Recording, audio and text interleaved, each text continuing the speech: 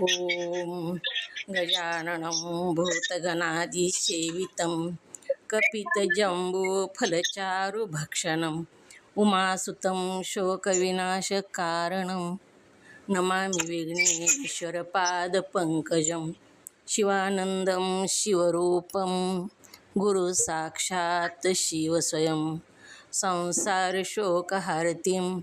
ध्याता शिवानन्दरूपं ब्रह्मविद्याप्रदायकं साकरे वंशप्रवर्तितं जीवशिवाय भवति ज्ञानेन तत्पदं बोधितं।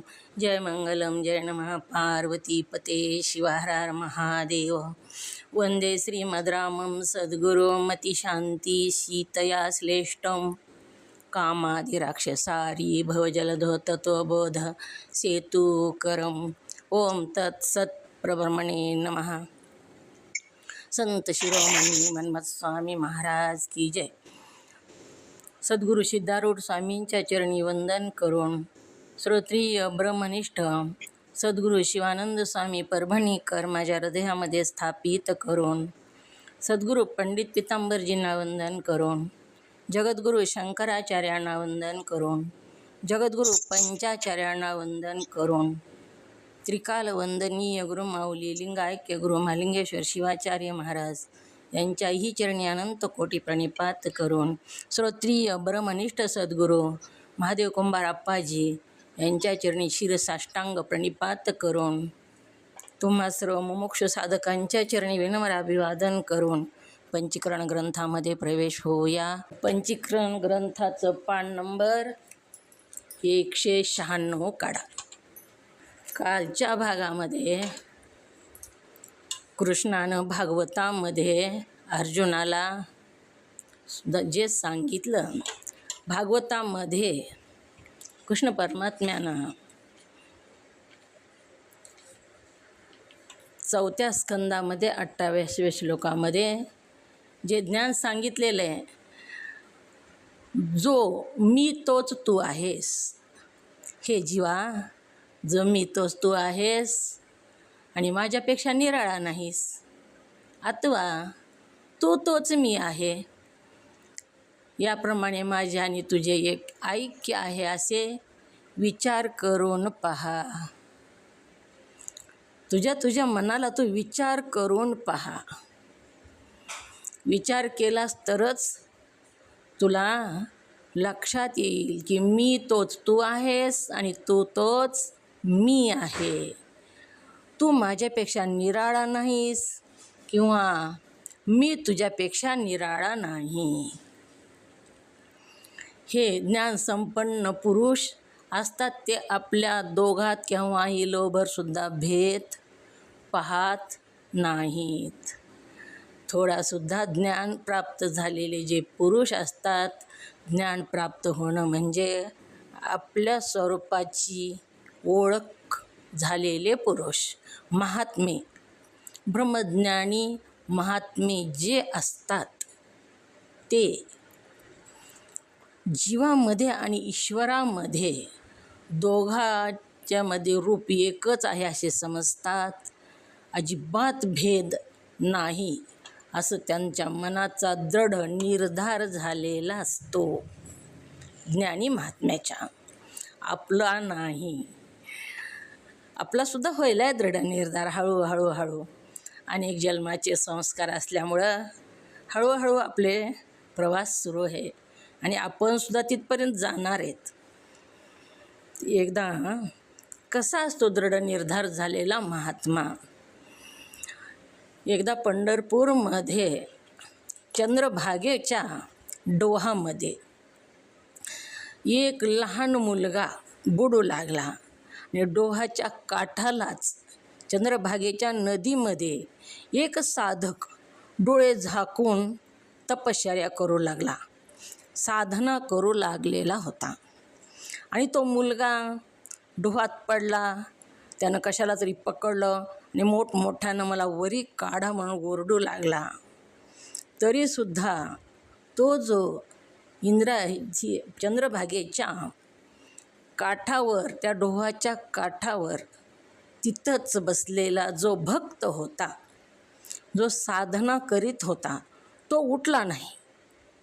तेव्हा ज्ञानेश्वर महाराज तिथं गेले, त्यांनी उडी टाकली आणि त्या पाण्यात बुडणाऱ्या त्या मुलाला बाहेर काढलं आणि दंडाला धरून जो काठावर मनुष्य पूजा करीत बसलेला होता त्याच्याकडं नेलं आणि त्याला विचारलं, काय करता आहात? ज्ञानेश्वर महाराजांनी विचारलेलं आहे, काय करतात? तेव्हा तो म्हणला, मी पूजा करीत आहे, साधना करीत आहे. कुणाची साधना करता? असं ज्ञानेश्वर महाराजांनी विचारलं. तेव्हा त्यांनी सांगितलं, मी विठ्ठलाची साधना करत आहे. मग ज्ञानेश्वर महाराज म्हणले, हा जो मुलगा पाण्यात बुडत होता आणि तुम्हाला मोठ्यानं हाका मारित होता तो जीव वाचवण्यासाठी, तेव्हा तुम्हाला ऐकू आलं नाही का? तर तो व्यक्ती म्हणला, हो ऐकू आलं ना म्हणला, पण माझा नियम होता की मी साधना करताना बोलतही नाही आणि उठतही नाही. तेव्हा ज्ञानेश्वर महाराज म्हणले, तुम्ही ज्या देवाची साधना करता आणि ह्याच्यामध्ये काय भूत आहे का म्हणले, ह्या मुलामध्ये ह्याच्यामध्ये काय चैतन्य म्हणजे ईश्वर नाही का? तुम्ही कुण्या देवाची साधना करता? असे साधू संत असतात, सगळ्यामध्ये एकच ईश्वर आहे असं त्यांची दृष्टी झालेली असते. एकनाथ महाराजांनी सुद्धा गंगाजल गाढवाला पाजलं. गाढव उन्हानं खाली पडलेलं होतं, प्राण निघून चाललेला होता, म्हणून त्यांनी त्या आत्म्याला ओळखलं. असे ब्रह्मज्ञानी आत्मज्ञानी असतात. आणि जे अशी ही कटक्षण नुसती साधना करतात ना, ते मात्र स्वार्थी असतात. बघा, मला काहीतरी पाहिजे आणि त्यामुळं नियमधर्म करतात आणि ते नियम मोडला तर माझी अपेक्षा पूर्ण होणार नाही म्हणून ते नियम मोडत नाहीत. दुसऱ्याचं कसंही होऊ जा, माझं चांगलं झालं पाहिजे असं वृत्ती ठेवून जे साधना द्वैतवादी साधना करतात ते द्वैतवादी असतात.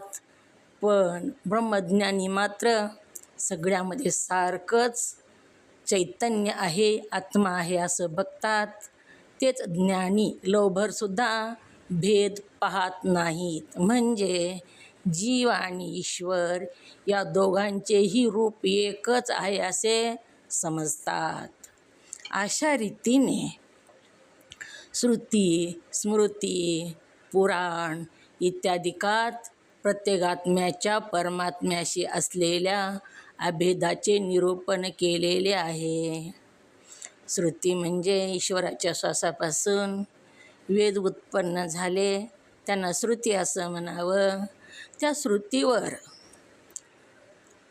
भाष्य करून जे ठेवलेले आहे अर्थ, त्याचा अभ्यास करून वाचन करून श्रुती संस्कृत असतात. श्रुती संस्कृत ही देवभाषा आहे आणि त्याच्यावर जी भाष्य करून ठेवलेलं असतं आपल्या मातृभाषेमध्ये त्याला काय म्हणतात? स्मृती. आणि पुराण म्हणजे वेदव्यासांनी, जे पराशर पुत्र वेदव्यास यांनी एकच वेद ईश्वराच्या श्वासातून उत्पन्न झालेला होता, त्याचे 4 भाग वेगळे वेगळे केले. वेदव्यासांनी केलेले ते 4 भाग. म्हणून जो एकच वेद, मोठा वेद एकच उत्पन्न झाला, त्याचे वेगवेगळे विषय काढून 4 भाग केले. म्हणूनच व्यास त्यांना नाव पडलं. विस्तार केला ज्ञानाचा, म्हणूनच वेद व्यास असं नाव पडलेलं आहे. पुराण म्हणजे हे जे 4 वेद आहेत त्या वेदामधलंच ज्ञान त्यांनी बाजूला काढलं आणि 18 पुराणाची रचना केली.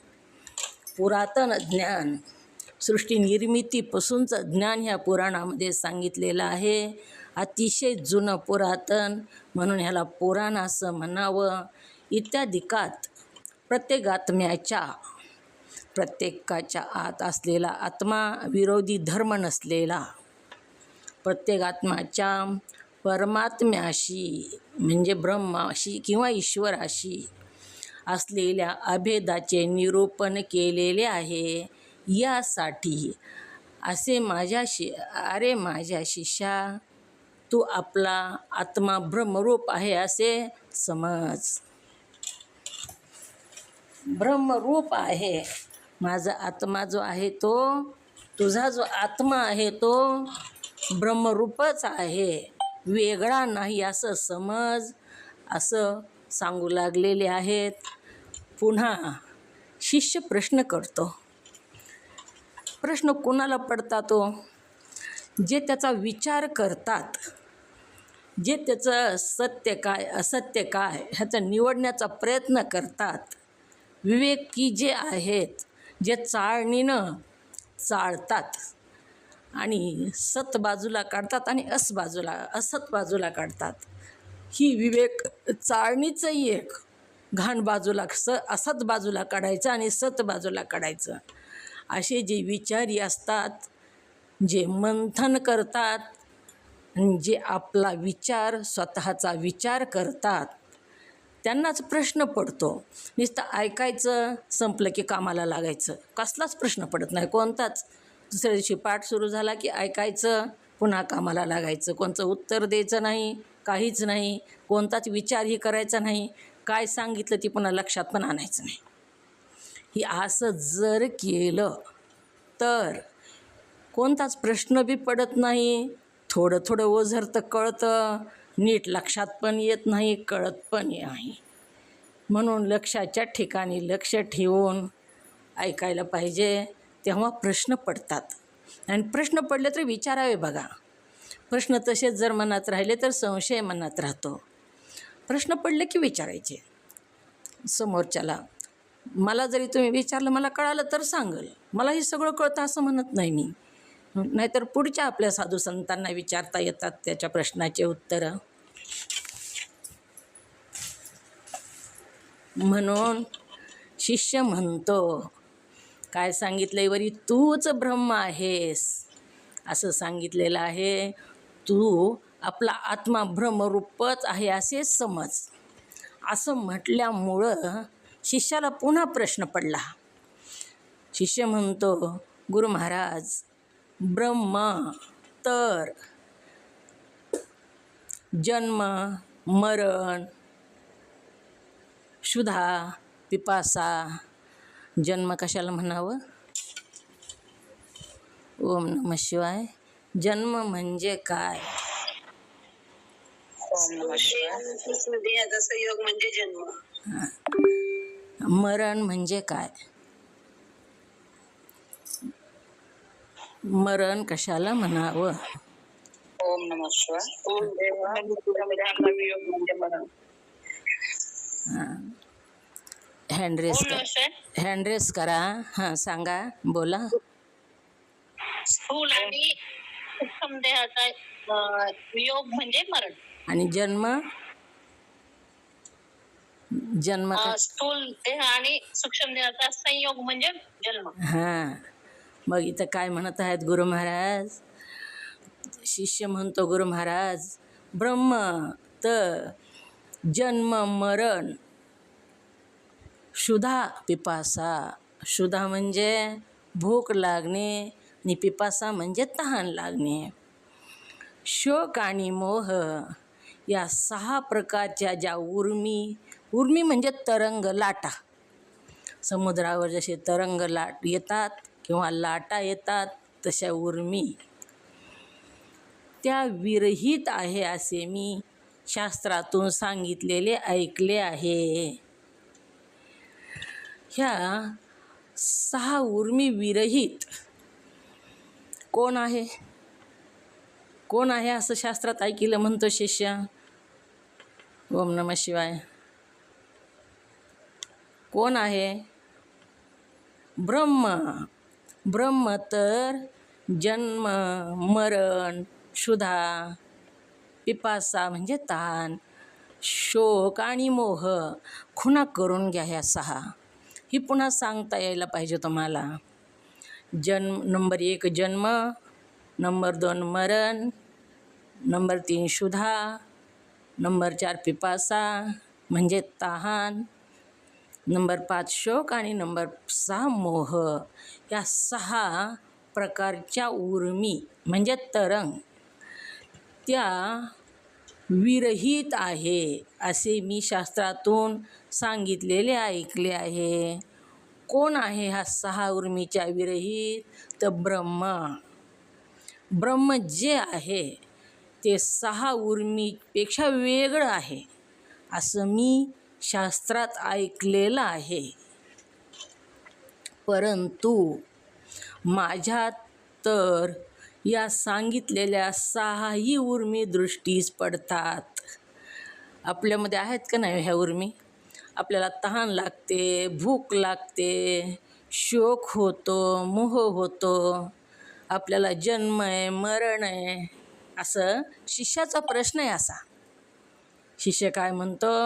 ह्या ज्या आहेत 6 उर्मी सांगितलेल्या 6ही उर्मी माझ्यामध्ये दृष्टीस पडतात. तुम्ही तर सांगितलं तू ब्रह्मरूप आहेस. मग ब्रह्ममध्ये ह्या उर्मी नाहीत असं मी शास्त्रात ऐकलेलं आहे. आणि ह्या उर्मी माझ्यामध्ये आहेत आणि मी ब्रह्म कसा असू शकेल? का मी ब्रह्म नाही? तर ह्या उर्मी माझ्यामध्ये आहेत ना, आणि ब्रह्मामध्ये तर उर्मी नाहीत असं शास्त्रात सांगितलेलं आहे. आणि ह्या 6 उर्मी माझ्यामध्ये असल्यामुळं मी ब्रह्म कसा असू शकेल असा प्रश्न शिष्याला पडलेला आहे. 6ही उर्मी दृष्टीस पडतात तर मी ब्रह्मरूप कसा असू शकेल ते मला कृपा करून सांगावे. काय प्रश्न पडला शिष्याला? कोणता प्रश्न पडला शिष्याला? ओम नमः शिवाय. बोला नंदा काकी. नमस्कार. सांगू ताई. हँड रेस करा काकी, बोला. हँड रेस करा, त्यांना मी विचारते, गोंधळ होत नाही. हां, बोला काकी. ओम नमः शिवाय. हां. शिष्याला असा प्रश्न पडला की तो म्हणतो, गुरु महाराज, ब्रह्मचा जन्म मरण सुद्धा पिशाचा तहान शोक मोह या 6 प्रकारे उर्मी विरहित आहे, म्हणजे ह्या उर्मी त्याच्यात नाहीत. आणि तुम्ही म्हणता की तू ब्रह्म आहेस. मग हे कसं काय शक्य? हां. ते असं कसं असू शकतं असा प्रश्न विचारला आहे त्याने गुरु महाराजांना. ओम नमः शिवाय. मीनाताई, कोणता विचारला प्रश्न? सांगा. म्यूट करा काकी. ओम नमः शिवाय. हँड रेस केले. हां. गुरु महाराज, ब्रह्म तर जन्म मरण शुद्धा पिपासा तहान शोक आणि मोह या 6 प्रकारच्या ज्या तो उर्म्या सांगितल्या त्याच्या विरहित शास्त्रातून जे सांगितलं ऐकलेलं आहे, तर 6ही उर्मी दृष्टीस कशा पडतात ते कृपा करून मला सांगा. ओम नमः शिवाय. वाचून दाखवायचं नाही. तुम्हाला कसं कळालं ते तुमच्या भाषेत सांगायचं. वाचून नुसतं दाखविलं तर कळालं असं होत नाही. तुम्हाला कळालं कसं? आता काकीने कसं सांगितलं, अर्धवट सांगितलं त्यांनी, पण त्यांच्या भाषेत त्यांनी सांगितलं. ज्योतिताई, बोला. कोणता प्रश्न पडला? ओम नमः शिवाय. हां. शिष्याला असा प्रश्न पडला शिष्यांना, ते म्हणतात की तुम्ही तर म्हणतात का ब्रह्मामध्ये जन्म मरण क्षुधा पिपासा आणि तहान हे 6 उर्म्या त्याच्यामध्ये त्या विरहित ब्रह्म आहे. मग मी पण ब्रह्मरूप आहे, मग माझ्यामध्ये तर ह्या 6ही उर्म्या दिसतात, मग मी कसं ब्रह्मरूप असू शकेल असा प्रश्न त्या शिष्याला पडला. ते कृपा करून सांगा म्हणून. ओम नमः शिवाय. बरोबर सांगितलं. काय कळालं सुनीता? काय पडला प्रश्न? आला का लक्षात प्रश्न? प्रश्न लक्षात आलं तर उत्तर लक्षात येतं. आधी प्रश्नच लक्षात यायला पाहिजे. ओम नमः शिवाय. म्हणतो, गुरु महाराज, ह्या 6 उर्म्या जन्म मरण शुद्धा पिपाशा शोक मोह ह्या 6 प्रकारच्या उर्म्या आहे, ते तुझ्यामध्ये नाहीत. शास्त्रातून सांगितले आहे तू ब्रह्म आहेस. तर मग हे उर्म्या माझ्यामध्ये आहेत, तर मी ब्रह्म कसा असू शकेल? ओम नमः शिवाय. आलं बरोबर थोडं थोडं. तर काय सांगितलं सद्गुरूने? काय सांगितलंय? तो ब्रह्म आहेस. मग ब्रह्मामध्ये ह्या उर्म्या नाहीत. ब्रह्म उर्म्या विरहित आहे, ह्या 6 उर्म्या विरहित. आणि माझ्यामध्ये तर ह्या उर्म्या दिसू लागल्यात, दिसून येतात त्या उर्म्या, स्पष्टपणे दिसून येतात त्या उर्म्या. मग मी ब्रह्म कसा असू शकेल हे मला तुम्ही स्पष्ट करून सांगा, कृपा करून सांगा, असा शिष्याचा प्रश्न आहे. पुन्हा गुरु काय म्हणतात, वर सांगितलेल्या 6 उर्मी विरहित ब्रह्म आहे.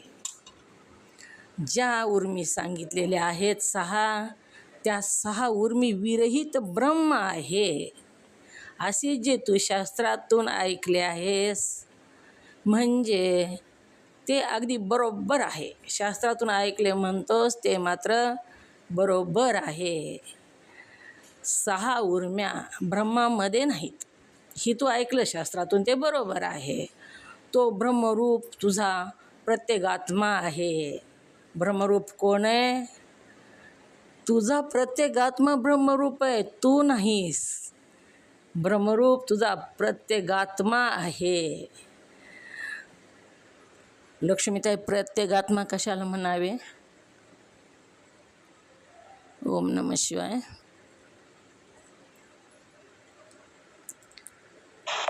ओम नमः शिवाय. हां बोल. प्रत्येक आत्मा, प्रत्येकाच्या आतमध्ये असलेला आत्म्याला प्रत्येक आत्मा असे म्हणावे. विरोधी धर्म नसलेला त्याला प्रत्येक आत्मा असे म्हणावे. ओम नमः शिवाय. आलं का लक्षात लक्ष्मीताई? प्रत्येगात्मा कशाला म्हणावं लक्षात आलं का? सगळ्यांच्या लक्षात यावं बघा.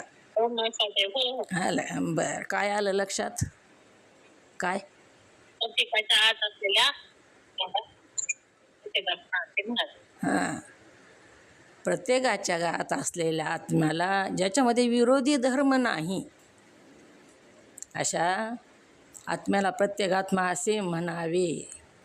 तर प्रत्येगात्म्याला देहाहून, प्राणाहून व मनाहून निराळा व न जाणता. प्रत्येगात्मा कसा आहे? देहाहून वेगळा आहे, प्राणाहून सुद्धा वेगळा आहे, मनाहून वेगळा आहे. न जाणता आपण बघितलं हो, 82 तत्वाचा निराश करून आपण इथपर्यंत आलो. आपण त्याचा अभ्यास केला आहे. पहिलीच आवृत्ती असल्यामुळे तेवढं समजत नाही. ग्रंथ 3 वेळा ऐकावा तेव्हा सगळं म्हणजे लक्षात येतं.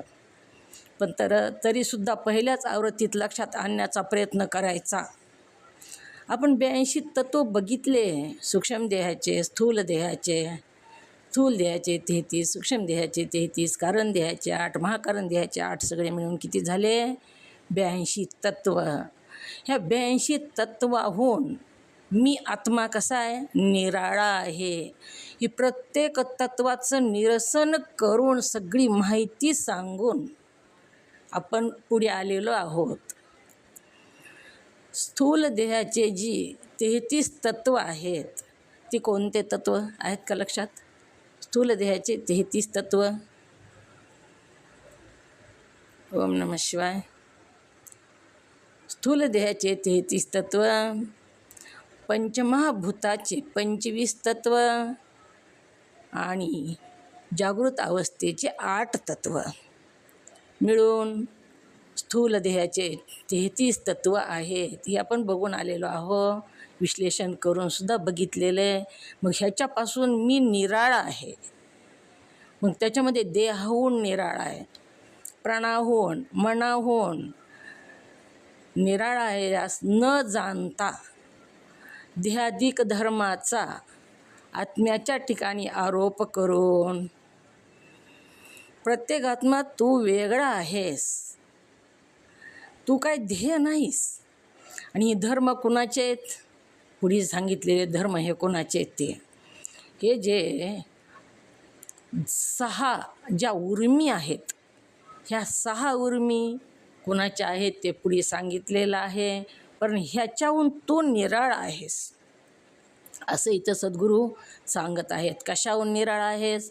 देहाहून, प्राणाहून, मनाहून निराळा न राहता देहाधिक धर्मांचा आत्म्याच्या ठिकाणी आरोप करून ही देहाचे जे धर्म आहेत ते आत्म्यावर लादले आत्मा कसा आहे? अनारोपित को आत्मा कहिये.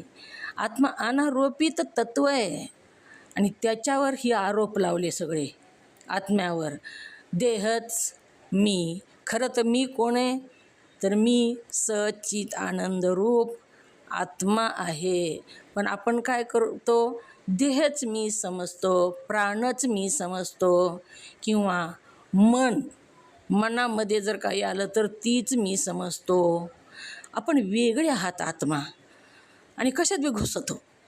कधी प्राणात घुसतो, कधी माझा प्राणकोश आहे हेच व्हायला असं म्हणतो, कधी देहामध्ये घुसतो, कधी देह मी माझा असं म्हणतो, माझा देह असं म्हणतो, किंवा मी म्हणतो मी काम केलं, किंवा मी फार मोठा कर्तृत्ववान आहे.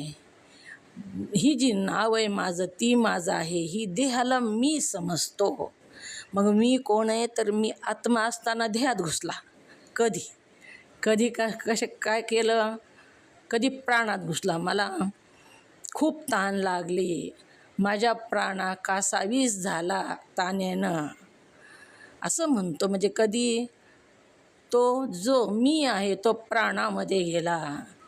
कधी मनामध्ये, माझ्या मनाला खूप दुःख झालं, माझ्या मनाला हे काम करावा वाटलं, म्हणजे ती मनामध्ये घुसला कधी.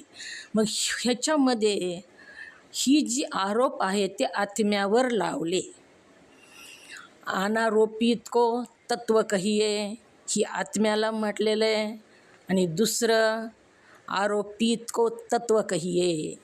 हे आरोपित तत्व कोणते? तो ओम नमः शिवाय. आरोपित तत्व कोणते आहे का कुणाच्या लक्षात? आरोपित तत्व 25 तत्व. हां, कोणते 25 तत्व? पंचमहाभूताचे जे 25 तत्व आहेत, ही तत्व. स्थूल देहाची. हां, ओम नमः शिवाय. स्थूल देहाचे जे 25 तत्व आरोपित तत्व आहेत ही, आणि अनारोपित तत्व म्हणजे आत्मा. आत्म्याचा कुणावरच आरोप होत नाही, पण ही 25 तत्वाचा मात्र आत्म्यावर आरोप होतो. म्हणून आत्म्याच्या ठिकाणी हे धर्म, ह्या धर्माचा आत्म्याच्या ठिकाणी आरोप करून त्यातल्या जन्म मरणादिक आहेत असे तू केवळ मानले आहेस. की तुझ्या मनानंच तू मानलंस, ही तू मानलेलं खरं नाही. जन्म मरण आपण काय म्हणतो? मला आहे जन्म मरण. कोणाला आहे जन्म मरण? ओम नमः शिवाय. जन्म मरण कोणाला आहे? देहाला. जन्म मरण स्थूल देहाला आहे, मला नाही. मी म्हणजे कोण आहे मग?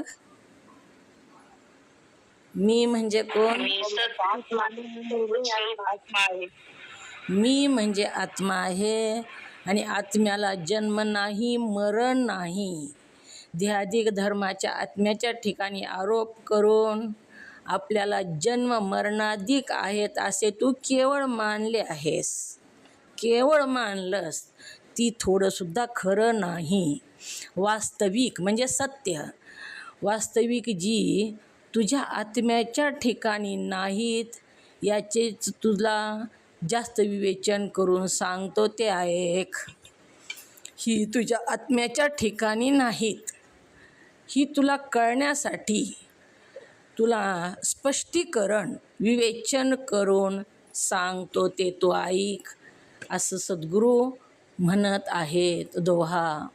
जन्म मरण देहने कही, क्षुधा पिपासा प्राण, शोक मोह मननो धर्म, पोते ब्रह्म प्राण. पोते ब्रह्म प्राण. टीका. अरे, जन्म आणि मरण ह्या दोन उर्मी स्थूल देहावर आहेत असे म्हणतात.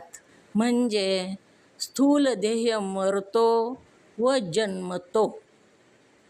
जन्मास येतो परंतु त्याचा दृष्टा जो तू आत्मा तो तू जन्मत नाहीस आणि मरतही नाहीस.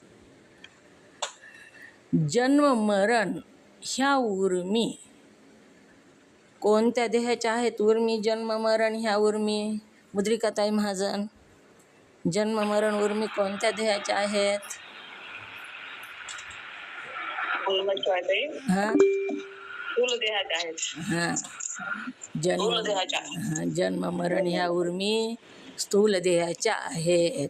आणि त्याच्याहून मी कसा आहे? मी कसा आहे त्याच्याहून? ओम नमः शिवाय. मी त्याच्यावर निराळा आहे. हां निराळा आहे, त्याचा दृष्टा आहे. कशाचा दृष्टा आहे? जन्म मरण ह्या उर्मीचा मी दृष्टा आहे. दृष्टा कशाला म्हणावे? लक्ष्मीताई बोला, दृष्टा कशाला म्हणावे?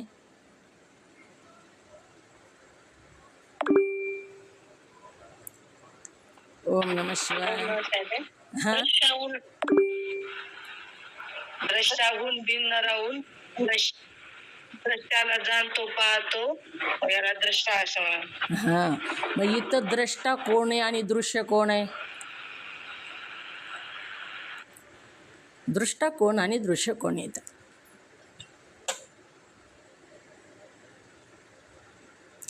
जन्म मरण. ओम नमः शिवाय. हां बोल. ओम नमः शिवाय. ओम नमः शिवाय. जन्म मरण हे दृश्याहून भिन्न राहून, जन्म मरण या उर्म्या दृष्ट्याहून भिन्न राहून त्या उर्म्यांना पाहतो जाणतो म्हणून मी दृष्ट आहे. आणि दृश्य काय आहे मग? जन्म मरण या उर्म्या. हां जन्म आणि दृश्य मरण. या उर्म्या, हां दृष्टा हे मी आत्मा आहे. हां बरोबर. जन्म आणि मरण ह्या जी उर्म्या आहेत त्या स्थूल देहावर आहेत आणि ह्या जी उर्म्या आहेत त्या दृश्य आहेत. या उर्म्या म्हणजेच मी नाही, तर मी ह्याच्यापेक्षा वेगळा आहे. ह्याच्यापेक्षा वेगळा आहे, मी ह्याचा दृष्टा आहे. जन्म स्थूल देहावर आहेत असे म्हणतात, म्हणजे स्थूल देह मरतो, जन्मतो, जन्मास येतो परंतु त्याचा दृष्टा तू आत्मा जो तू जन्मतही नाहीस आणि मरतही नाहीस. क्षुधा आणि पिपासा म्हणजे भूक आणि तहान ह्या दोन उर्मी प्राणाच्या आहेत. कोणाच्या आहेत उर्मी? क्षुधा आणि पिपासा प्राणाच्या. कारण का प्राणाच्या आहेत ह्या उर्मी? तर इथं प्राण्याच्या झाले बघा ग्रंथामध्ये. ओम नमः शिवाय. तर तिथं प्राणाच्या करावं लागेल. तिथं प्राण्याच्या नाही, तिथं प्राणाच्या ह्या उर्मी. प्राणाच्या करून घ्या म्हणजे तुम्हाला पुन्हा सांगायला सोपं जातं. ह्या दोन उर्मी प्राणाच्या आहेत. कारण क्षुधेने व तहानेने प्राण अतिशय व्याकुळ होतात. तहान लागल्यावर किती प्राण व्याकुळ होतो, भूक लागल्यावर व्याकुळ होतं. म्हणून ह्या उर्मी कोणाच्या आहेत? तर प्राणाच्या आहेत. कोणत्या उर्मी प्राणाच्या आहेत? ओम नमः शिवाय.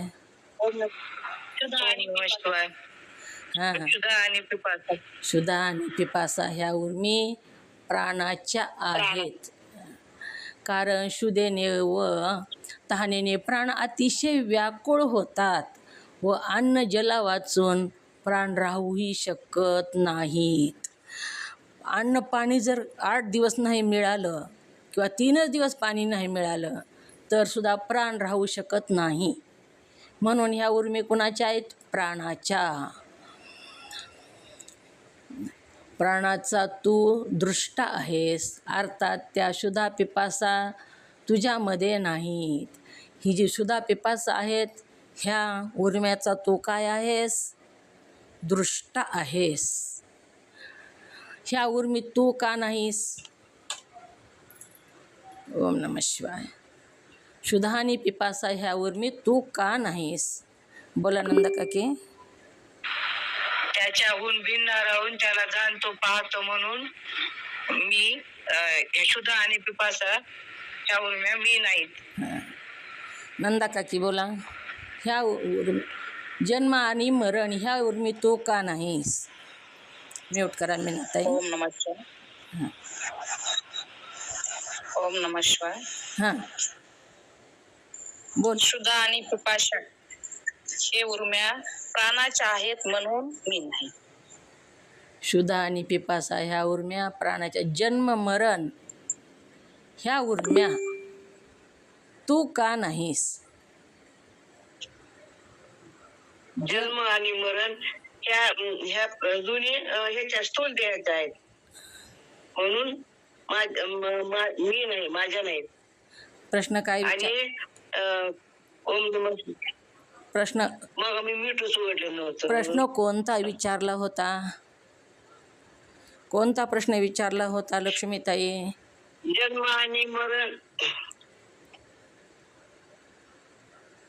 प्रश्न कोणता विचारला होता ती लक्षात आहे का कुणाच्या? मीनाताई कोणता प्रश्न विचारला होता? जन्म मरण ह्या उर्म्या तू का नाही, तू का नाही असं विचार. त्यांनी उत्तर कोणतं दिलं? तू का नाही, त्यांनी उत्तर कोणतं दिलं? का नाही. उत्तर कशाच? हां जन्म हेच जन्म आणि मरणात याचं उत्तर दिलं त्यांनी. नाही ह्याचं उत्तर दिलं. ओम नमः शिवाय. जन्म मरण ह्या उर्मी तू का नाहीस? सांगा सांगा सुनंदाताई पाटील. जन्म आणि मरण ह्या उर्मी तू का नाहीस? जन्म आणि मरण ह्या उर्मीहून मी भिन्न राहून त्या उर्मीला जाणतो पाहतो म्हणून ह्या उर्मी मी ना. काकी ऐकलं का? हो. तुम्ही काय म्हणलात? तुम्ही काय उत्तर दिलं? जन्म आणि मरण या स्थूल देहाचे आहे आणि मी त्याचं दृष्ट आहे असं उत्तर दिलं होतं. बरोबर आहे का? मग बरोबर दिलं का उत्तर? बरोबर आहे का तुमचं उत्तर का त्यांचं बरोबर आहे? नाही, चुकलंय माझं उत्तर. हां मग जन्म आणि शुद्ध आणि पिपासा ह्या उर्मी तुझ्या का नाहीत? आता सांगा.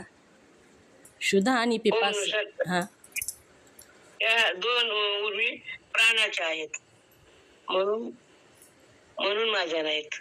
मी त्यांचा दृष्ट आहे. ह्या दोन उर्मी प्राणाच्या आहेत म्हणून माझ्या नाहीत. बरोबर आहे. आता शुद्ध आणि पिपासा म्हणजे भूक तहान या दोन उर्मी प्राणाच्या आहेत. कारण शुद्धेने व तहानेने प्राण अतिशय व्याकुळ होतात. अन्न जला वाचून प्राण राहूही शकत नाही. प्राणाचा तू दृष्टा आहेस. अर्थातच त्या शुद्धा पिपासा तुझ्यामध्ये नाहीत. प्राणाचा तू दृष्टा आहेस. प्राणाचा दृष्टा म्हणजे काय? प्राणाचा दृष्टा बोला. हां बोला. ओम नमः शिवाय. प्राणाहून भिन्न त्यास जाणतो पाहतो म्हणून मी प्राणाचा दृष्टा आहे. हां प्राणाहून भिन्न राहून मी त्याला जाणतो पाहतो म्हणून मी त्याचा दृष्टा आहे. आता शुद्धा पिपासा ह्या उर्मी जी आहेत त्या तुझ्या नाहीत. ह्या सुद्धा इथं सुद्धा तू ह्या शुद्धा पिपासा उर्मीचा दृष्टा आहेस. म्हणून ह्या जी 6 उर्मी आहेत पुन्हा शोक आणि मोह ह्या उर्मी मनाच्या आहेत. कारण असे की जागृत अवस्थेत स्वप्न अवस्थेत मन असतं. जागृत अवस्थेत आणि स्वप्न अवस्थेत मन असतं. सुसुप्तीत असतं का मन? सुसुप्तीत असतं. नाही. ओम नमः. सुसुप्ती अवस्थेत मन नसतं. जागृत अवस्थेत आणि स्वप्न अवस्थेत मन असतं. तिथं सुसुप्ती अवस्थेत सगळ्याच वृत्ती अज्ञानामध्ये लीन झालेल्या असतात. तिथं मन नसतं. म्हणून जागृती आणि स्वप्न ह्या दोन अवस्थेमध्ये मन असतं. म्हणून ह्या दोन अवस्थेमध्येच काय होतं? शोक आणि मोह ह्या दोन अवस्थेमध्ये होतो. उर्मी मनाच्या आहे, तिथं मन असतं म्हणूनच ती उर्मी तिथं होतात. जिथं मन नाही तिथं मनाच्या उर्मी होतच नाहीत. कारण असे की जागृत अवस्थेत व स्वप्न अवस्थेत मन असतं, म्हणून त्याच्या ठिकाणी शोक व मोह ह्या उर्मी उत्पन्न होतात. जागृत अवस्थेत दुःख आणि मोह होतो. स्वप्नात होतो का दुःख मोह? ओम नमः शिवाय. स्वप्नामध्ये होतंय का? नंदा काकी होते का स्वप्नामध्ये? मोह आणि असं वाईट स्वप्न पडत दुःख शोक मोह स्वप्नात होतही ना ताई, हा. होतही ना स्वप्नात. हां, जर वाईट स्वप्न पडत आपल्याला गुरु येते, दुःख होतंय. बरोबर. आणि सुसुप्तीमध्ये? सुसुप्तीमध्ये नाही, सुसुप्तीमध्ये काहीच कळत नाही. काहीच कळत नाही. बरोबर आहे. तर म्हणूनच जागृत अवस्थेत आणि स्वप्न अवस्थेत तिथं मन असतं, म्हणून तिथं काय होतं? शोक आणि मोह तिथं होतो. मग शोक आणि मोह ह्या उर्मी कुणाच्या आहेत? ओम नमः शिवाय. मनाच्या हां, शोक आणि मोह ह्या उर्मी जागृत अवस्थेच्या आणि स्वप्न अवस्थेचे नाही. शोक आणि मोह ह्या उर्मी मनाच्या आहेत. मनाच्या. म्हणून त्या ठिकाणी शोक व मोह या दोन उर्मी उत्पन्न होतात. ह्या उर्मी मनाच्या आहेत. आणि मी कसं ह्याच्यापेक्षा? मी ह्याच्यापेक्षा वेगळा ह्यांचा दृष्टा आहे. आता शोक उर्मीचा दृष्टा मी आहे. मी म्हणजे कोण आहे इथं? ओम नमः शिवाय. मी कोणाला म्हटलं? सच्चिदानंद रूप आत्मा मी याला आहे. मी म्हणले. मग इथं दृष्टा मी आहे. कशाचा आहे दृष्टा? मन कशाचा दृष्टा आहे? ओम नमः शिवाय. जयश्रीताई बोला. मन कशाचा दृष्टा आहे इथं आत्ताच्या ह्याच्यामध्ये? शोक आणि मोह यांचा दृष्टा मन आहे. हां, ह्या उर्मीचा दृष्टा मन आहे. दृष्टा का म्हणावं मनाला?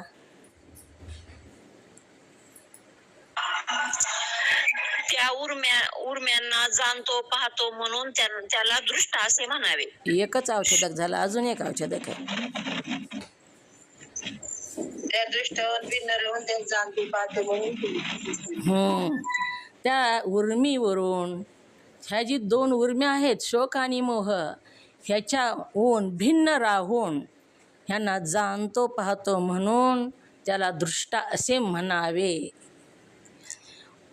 म्हणा याच्या ठिकाणी शोक व मोह या दोन उर्मी उत्पन्न होतात.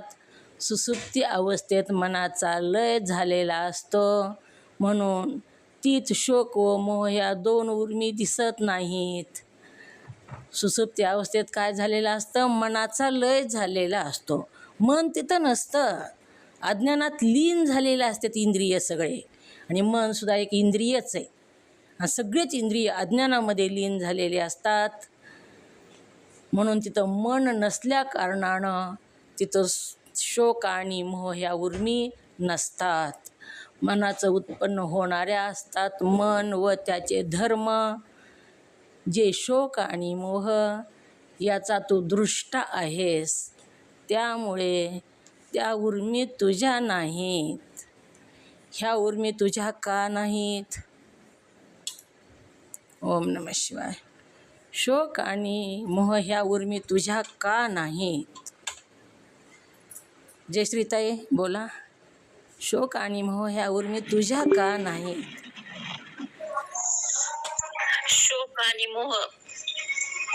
शोक आणि मोह त्यांचा मी दृष्टा आहे, त्याच्याहून वेगळा आहे म्हणून त्या माझ्या नाहीत. लक्ष्मीताई बरोबर आलं का? बरोबर आलं का? नंदा काकी बरोबर आलं का? नाही. काय आहे मग उत्तर?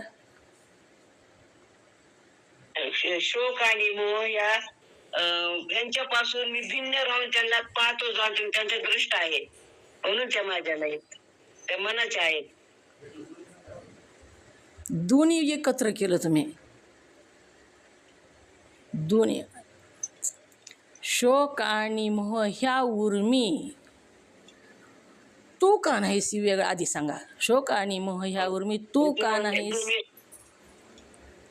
कारण त्या मनाच्या आहेत म्हणून मी नाही. सुनंदाताई पाटील बोला.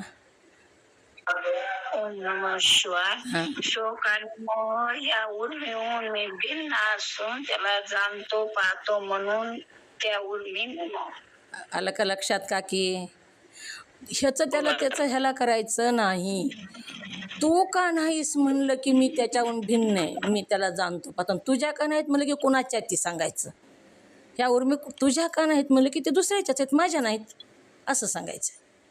तू का नाहीस आणि तुझ्या का नाहीत ह्या दोन्ही प्रश्नामध्ये जमलिंग होती. म्हणूनच ही प्रश्न पुन्हा पुन्हा विचारण्यात येतात. ही एकदा लक्षात आलं की पुन्हा विसरतच नाही.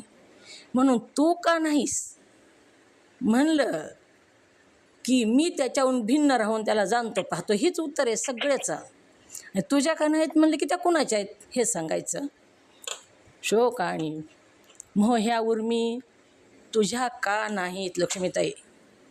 शोक आणि मोह ह्या उर्मी तुझ्या का नाहीत? मला म्हणूनच विचारायले ना, म्हणूनच विचारायले.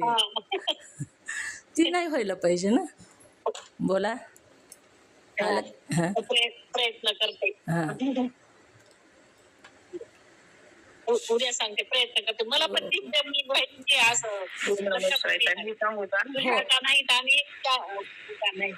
ऐका आता ऐका. आणि मोह त्या उर्मी भिन्न राहून त्याला जाणतो पाहतो म्हणून माझ्या नाही.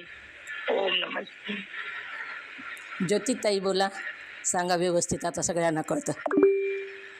ओम नमः शिवाय. हां. शोक आणि मोह या दोन उर्मी मनाच्या आहेत म्हणून त्या माझ्या नाही. ऐकलं का मीनाताई? कुणाच्या आहेत विचारलं होतं? जी प्रश्न विचारला त्याचं उत्तर ज्योतिताईने बरोबर दिलं. ऐकायला आलं नाही, मला वाटलं तसंच होतं. लक्ष प्रश्नच ह्या दोन्ही प्रश्नामध्ये हे होतं. म्हणून प्रश्न लक्ष देऊन ऐकायचा आणि उत्तर सांगायचं. म्हणून ह्या उर्मी मनाच्या आहेत म्हणून माझ्या नाहीत. उर्मी तुझ्या ठाई नाही, तू शोक मोहविरहित आहेस. अशा रीतीने पोते भ्रमप्रमाण म्हणजे तू स्वतः या 6 उर्मी विरहित आत्मा ब्रह्मरूप आहेस. का ब्रह्मरूप आहेस हे सद्गुरूंनी सांगितलं. प्रश्न काय विचारला होता? प्रश्न काय विचारला होता शिष्यानं? ओम नमः शिवाय. बोला ज्योतिताई, काय विचारला होता प्रश्न? सगळ्यांना लक्षात येईल, कळेल. ओम नमः शिवाय. त्यांनी विचारलं होतं की म्हणजे गुरु महाराज तुम्ही ब्रह्माच्या ठिकाणी म्हणजे मी तर ब्रह्म आहे म्हणत, मग जन्म मरण सुद्धा पिपासा ताण सुख या विरहित ब्रह्म आहे. मग ह्या उर्मी तर माझ्यामध्ये दिसत आहेत, मग मी कसं ब्रह्मरूप असू शकेल असं शिष्याच्या मनात प्रश्न आला. हां बरोबर. मग सद्गुरूंनी समजून सांगितलं की उर्मी कुणाच्या आहेत. बरोबर. ह्या उर्मी तुझ्या नाहीस, तू ह्याच्यापेक्षा वेगळा आहेस हे सद्गुरू सांगू लागलेले आहेत. पोते ब्रह्मप्रमाण म्हणजे तू स्वतः या 6 उर्मी विरहित आत्मा ब्रह्मरूप आहेस. असा उपदेश श्रुती पुराणांनीही सिद्ध होतो. श्रुतीमध्ये पुराणामध्ये सगळीकडे असाच उपदेश केलेला आहे. यजुर्वेदाच्या बृहदारण्य उपनिषदात यज्ञवल्क्य मुनींनी कोहाळ नावाच्या ब्राह्मणाने प्रश्न केला आहे. आता ही प्रश्न आपण उद्याच्या भागात बघू. आपला टाईम झालेला आहे. ही उर्म्या वाचा, मी का नाही आणि माझं का नाही. ह्याच्यामध्ये थोडा घोटाळा होतो, म्हणून एकदा लक्षात आलं की पुन्हा विसरतच नाही, ती पक्क लक्षात राहतं पुन्हा. आणि सगळ्या ग्रंथामध्ये प्रत्येक पेजवरती आलेलं आहे, मी का नाही आणि माझं का नाही. 82 तत्व आपण बघितले. प्रत्येक तत्व बघताना हे तत्व तू का नाहीस आणि तुझं का नाही, ही प्रश्न विचारलेले तरीसुद्धा लक्षात येत नाही. अवघड विषय असतो. पहिल्या आवृत्तीत तसंच होतं. त्याच्यात दोष नाही कुणाचाच, पण अभ्यास करायचा. दोष नाही म्हणून नुसतं ऐकायचं नाही. अभ्यास केल्याशिवाय सच्चित आनंदरूप पदवी प्राप्त होत नाही. कोणतीच पदवी प्राप्त होत नाही. इथली सुद्धा पदवी प्राप्त करायची तर अभ्यासच करावा लागतो. डॉक्टर व्हायचे, पदवी प्राप्त करायची, अभ्यासच करावा लागतो. इंजिनियर व्हायचे, अभ्यासच करावा लागतो. सगळ्यापेक्षा मोठी पदवी कोणती तर सच्चित आनंदरूप हीच पदवी आहे. ह्या दुसऱ्या पदव्या ज्या आपण इथं घेतो ना, त्या इथंच राहतात, पुन्हा विसरून जातात. दुसरा जन्म घेतला तर तिथं त्याचा उपयोग होत नाही. पण ह्या ज्ञानाचा मात्र पुन्हाही उपयोग होतो. आपला अभ्यास जिथपर्यंत झाला त्याच्या पुढचा अभ्यास आपल्याला पुढच्या जन्मात करता येतो. जे ह्या ज्ञानामध्ये आलेले आहेत त्यांना मनुष्याचा जन्म प्राप्त होतो, असं शास्त्रानं सांगितलेलं आहे. 10 वेळेस मोका मिळतो आपल्याला, 10 जन्म. पण पुन्हा मात्र पुनरुपी जननम पुनरुपी मरणम पुनरुपी जननी जठरी शयनम. कितीदा कोटी कोटी फेरा, एक एक येऊनी कोटी कोटी फेरा, मग लागे वरा मनुष्य देहाचा. एका येवनीमध्ये कोटी कोटी वेळेस जावं लागतं. पुन्हा बाहेर निघायचं कामच नाही. अभिनय तर कभी नाही. आत्ताच आहे मोका आणि आत्ताच साधून घ्यायचे. सगळी व्यवस्था आहे आता, पुन्हा मात्र नाही. पुन्हा कोणत्याही देव येवनीत जरी आपण गेलात तरी तिथंसुद्धा आपल्याला कर्म करता येत नाही. कर्म इथंच करता येतं आणि इथंच ते नाशसुद्धा त्याचा करता येतो. एकदा ह्या देहातून हवा निघून गेली की पुन्हा अक्षरं मोडता येत नाहीत. जसं फुगा फुगवला बघा आणि फुग्यावर अक्षरं लिहिलेली आहेत, ते अक्षर आपल्याला मोडून टाकायचे आहेत. तर फुगा फुगवलेला आहे तोपर्यंतच मोडावे लागतात. फुगा जर हवा निघून गेली तर ते अक्षर दिसतही नाहीत आणि मोडतही नाहीत. म्हणून आत्ताच साधून घ्यायचं आहे, हीच मोका आहे. आणि म्हणून आपल्याला अभ्यास करायचा आहे. सगळ्यापेक्षा जास्त महत्त्व आपल्याला आता ह्याच्यासाठी द्यायचं आहे. गेलं ते गेलं आयुष्य. आता गेलेल्याचा पश्चाताप नाही करीत बसायचा, पण आता आहे ते कसं सार्थकी लावायचे हे बघायचं. प्रपंचातले सुख दुःख येतच असतात, कभी खुशियों की भार कभी आसों की धार, इसे कहते हैं संसार. ह्या संसारामध्ये सुख दुःख असतं, त्याला पकडून बसायचं नाही. आपण काय आत्मज्ञानाकडे गेलेलो आहो आणि मी नाही आणि माझं नाही ह्याचा निश्चय करायचा आहे. आपले नातेवाईक त्याच्या कर्म घेऊन आलेले आहेत, त्याच्या कर्मानं त्याचं घडत चालतं. आपण त्याचं कर्म घेऊन आलेलो नाहीत. म्हणून आपल्याला काय व्हायचं आहे, दृष्टा साक्षी बनायचं आहे. त्याच्यापेक्षा वेगळं राहायचं आहे. नाटकातल्यासारखं प्रेम करायचं आहे, पण अंतःकरणामध्ये मात्र हे माझे नाहीत आणि मी ह्यांचा नाही, हे दृढ निश्चय करून घ्यायचा आहे. त्याच मार्गावर येतं आपण. झालेली सेवा सद्गुरू माऊलींच्या चरणी समर्पित, तुम्हा सर्व मुमुक्षु साधकांच्या चरणी समर्पित करून सेवेला पूर्णविराम.